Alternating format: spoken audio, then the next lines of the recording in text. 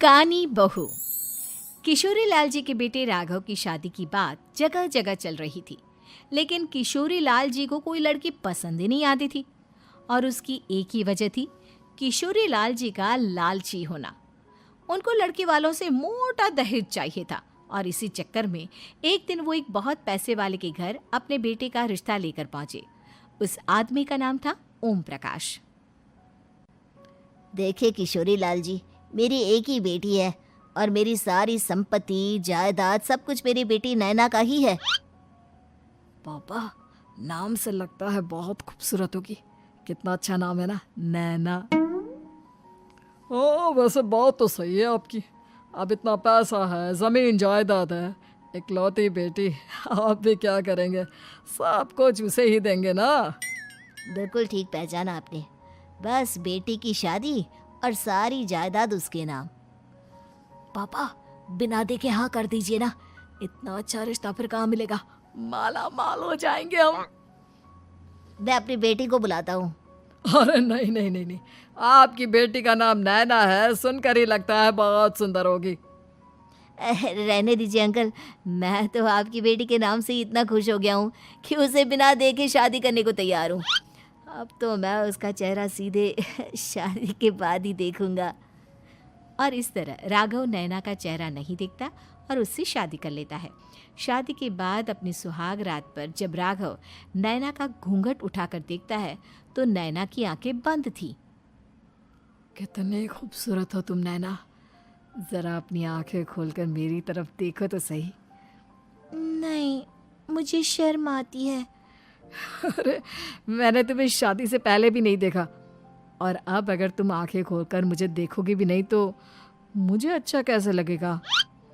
इससे पहले कि नैना अपनी आंखें खोलकर राघव की तरफ देखती, अचानक से लाइट चली गई और राघव नैना को पूरी तरह से देख भी नहीं पाया। अगली सुबह नैना राघव के लिए नाश्ता बनाकर लेकर आई।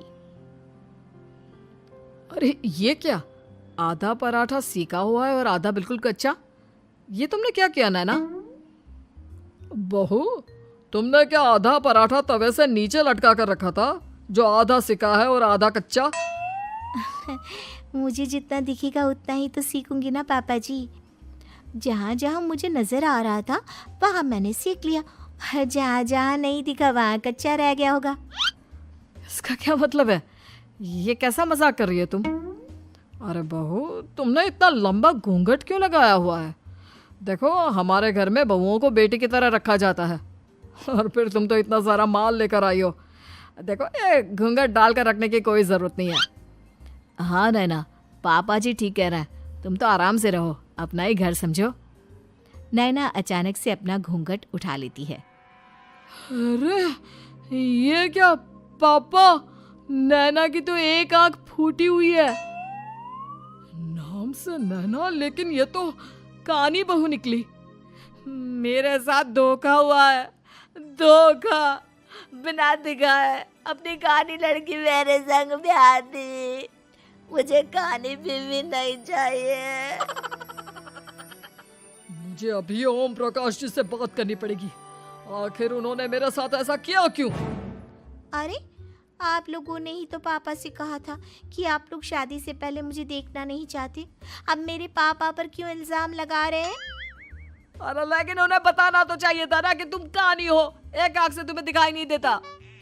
किशोरी लाल और राघव नाराज होकर ओम प्रकाश को अपने घर बुलाते हैं। पापा जी, ये आपने क्या किया? शादी से पहले बताया क्यों नहीं कि नैना की आंखों में परेशानी है?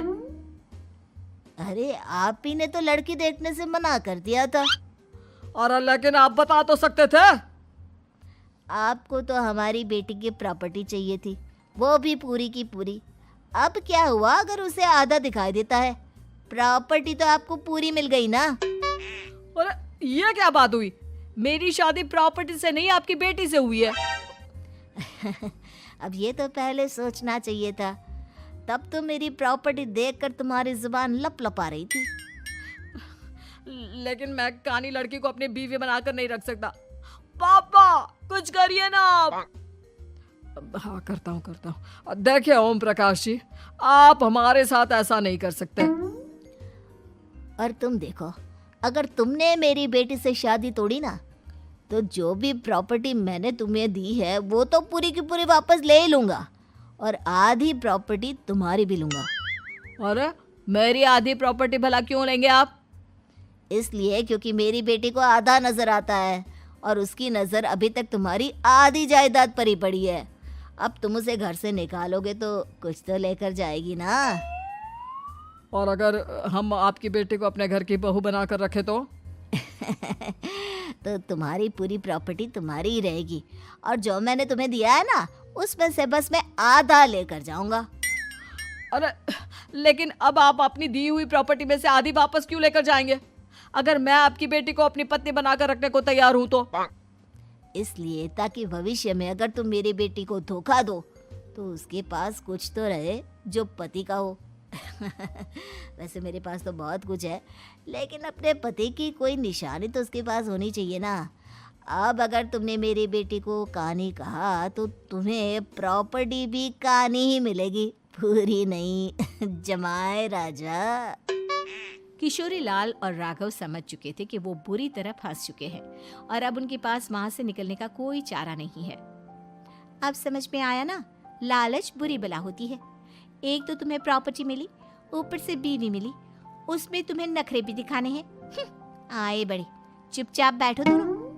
कुछ दिनों के बाद नैना राघव की कार लेकर बाजार घूमने निकलती है और जब कार लेकर वापस आती है, ये क्या? एक तरफ से मेरी गाड़ी पूरी खराब हो चुकी है।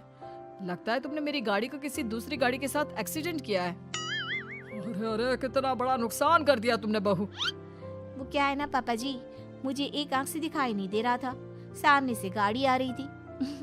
मुझे तो सिर्फ आधा ही दिखाई दिया और वो गाड़ी मेरी कार से रगड़ते हुए निकल गई। अब मैं क्या करूं बताओ? आप इसे ठीक कराने के पैसे कौन देगा? तुम्हारे पापा? तुमने मुझसे इस तरह से बात की? अभी रुको। नैना राघव की शिकायत ओम प्रकाश को कर देती है।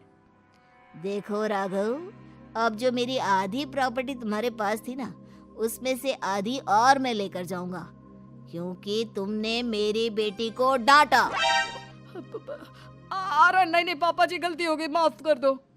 गलती की तो कोई गुंजाइश ही नहीं। अगली बार मेरी बेटी को डांटा तो बची हुई आधी में से आधी और ले जाऊंगा। लालच के चक्कर में हम दोनों ने बहुत बड़ी गलती कर दी बेटा। एक तो तुम्हें कानी बहू मिली और ऊपर से जो माल मिला वो भी काना। इस तरह राघव की हर एक गलती पर ओम प्रकाश उसकी प्रॉपर्टी का आधा आधा हिस्सा लेकर अपना सारा माल वापस ले गया और राघव को कानी बीवी से काम चलाना पड़ा। भाई लालच वाकई में बुरी बला है।